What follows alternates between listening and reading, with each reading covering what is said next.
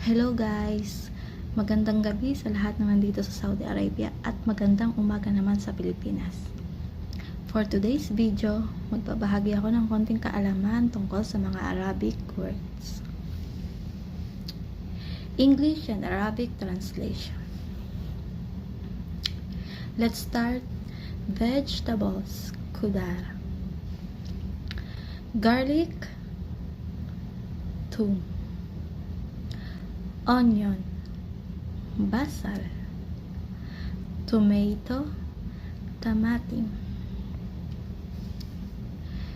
Ginger, zanjabil. Chili, perperhar. Lemon, laymun. Cucumber, kayar. Lettuce, kas. Potato, patatas. Carrots, jazar.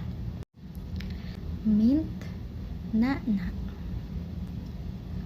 Eggplant, batinjal. Ladyfinger, bamia. Bell pepper, capsicum. Broccoli, broccoli.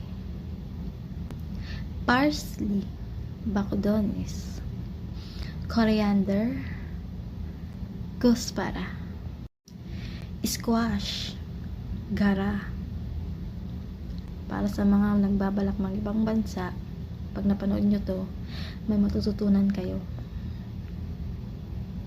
Yun lang muna sa ngayon guys. Abangan nyo yung susunod na kabanata. Charot. Okay, bye. Thank you for watching. Babush!